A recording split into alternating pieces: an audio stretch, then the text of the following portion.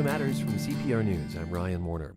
Video from a body camera shows an officer in Federal Heights near Denver pushing around an arrestee, Kent Lasnik.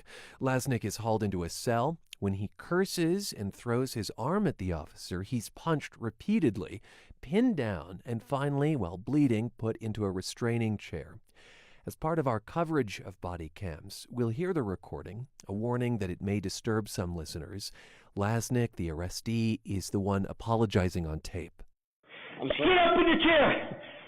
I won't do nothing else. Sit up! I won't ever do nothing again. I'm trying. I'm sorry. Put your hands down! I'm sorry.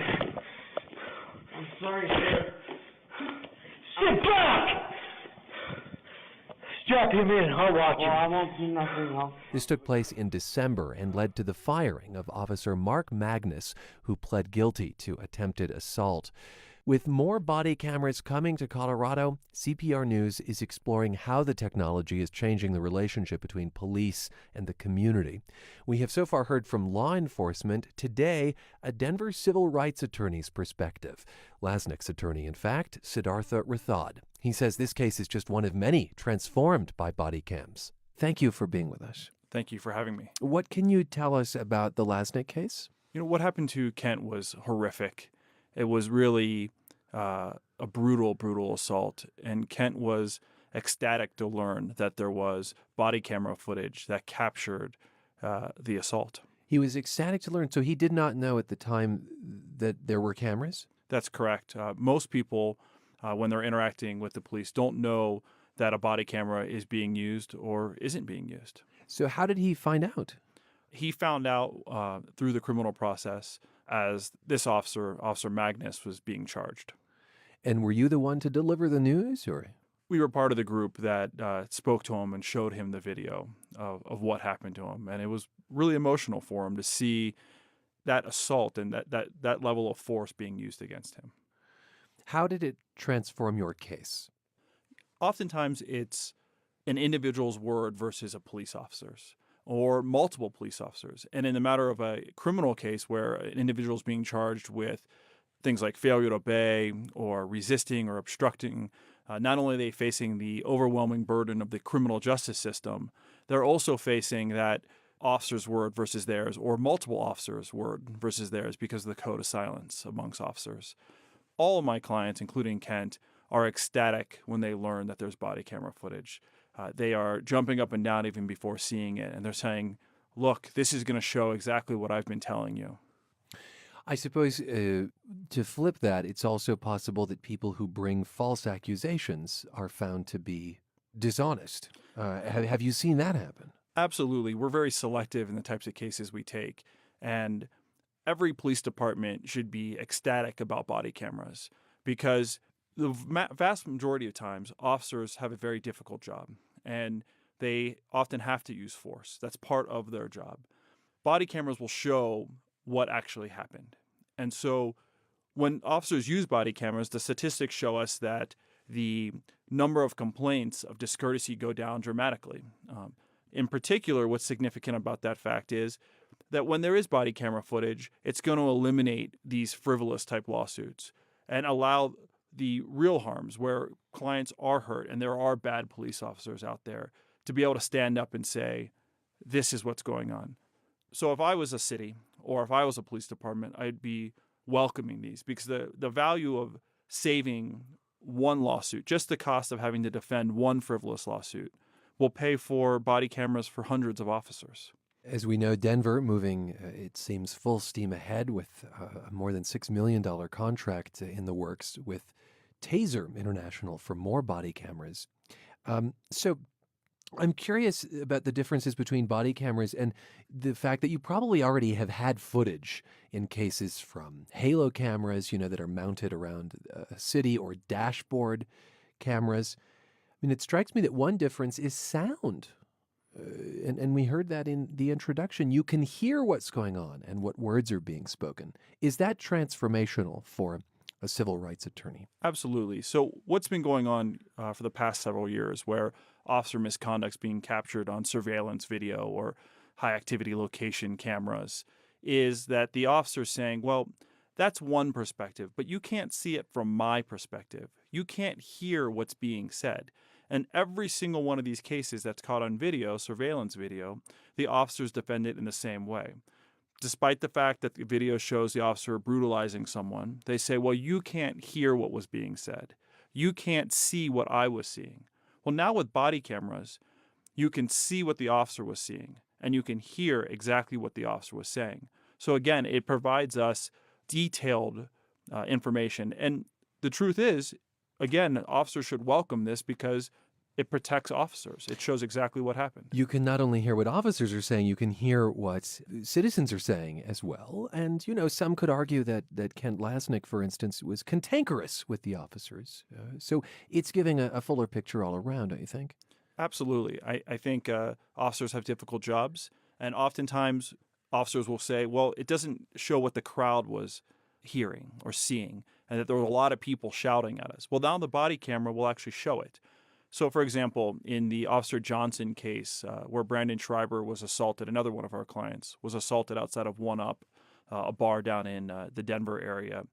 Officer Johnson was caught on a Halo video.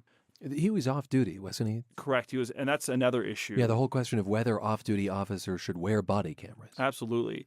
And so this officer, Officer Johnson, who's had numerous complaints of excessive force against him, was caught on this camera and suspended for 30 days.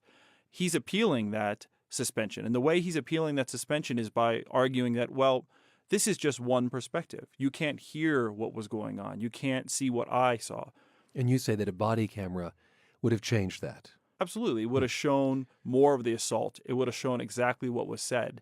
And what's interesting about that case is that Officer Johnson is an officer who was part of the pilot project. So he actually has a body camera that was assigned to him. But since he was working in an off-duty capacity, he wasn't required to wear that body camera. Unfortunately, a lot of the assaults committed by officers happen in these off-duty capacity type scenarios where they're working as, in essence, bouncers for bars, but they're wearing their full uniform, they're armed, and they have the authority to arrest someone. When you say pilot project, it was a limited project in Denver to test out body cameras in the first place, in I think the 6th policing district in Denver. That's absolutely correct. It was District 6. Yeah. But it's also true that body cameras don't always tell the full story. I mean, to contrast them to a Halo camera, they don't give you the larger perspective of what might be happening out of frame. They tell a different story. They show exactly what the officer was seeing and hearing.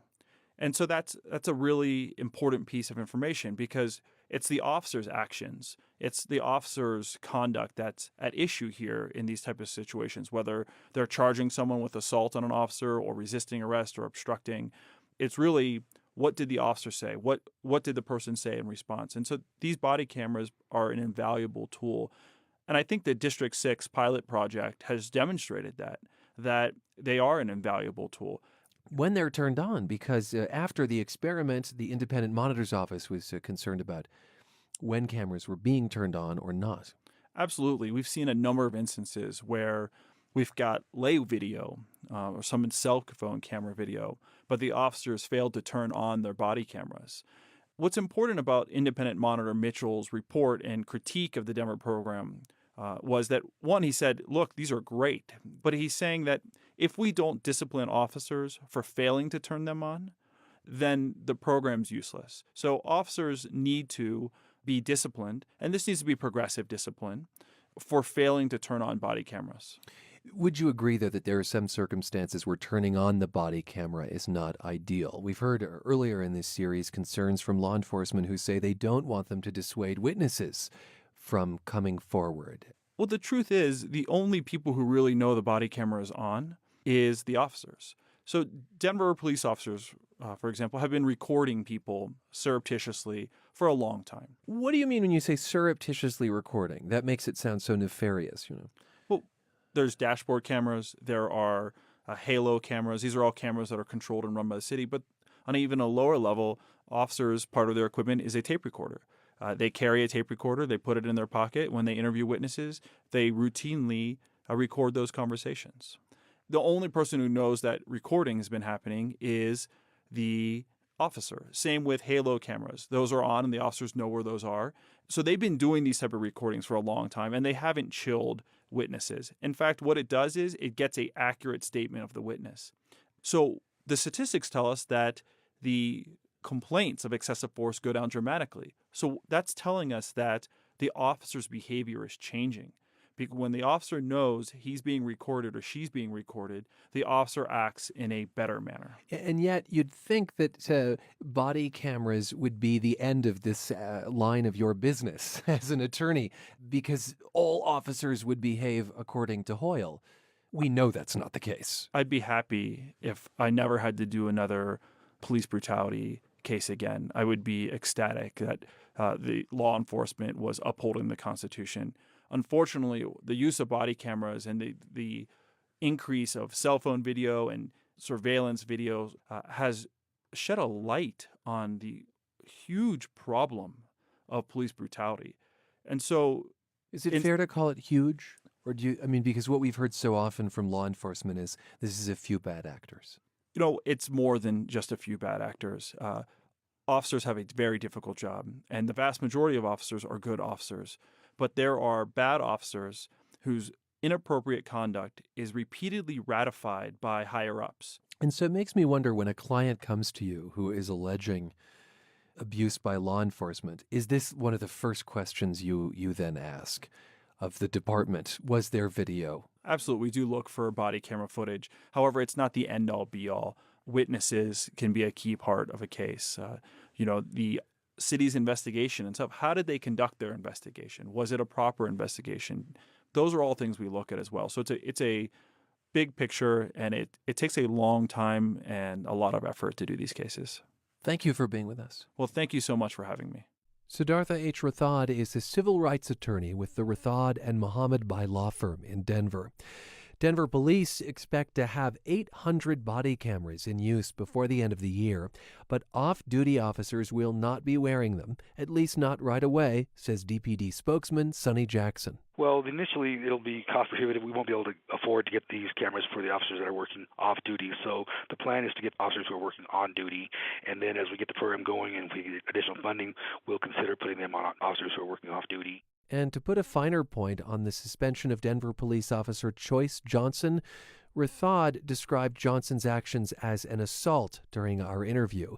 But the paperwork we requested from Denver police doesn't use that word. It says Johnson violated department regulations banning the use of inappropriate force. Specifically, it says Johnson's use of force was grossly disproportionate to circumstances he faced. Again, he is appealing the case in the civil service process. I'm Ryan Warner, and you're listening to Colorado Matters from CPR News.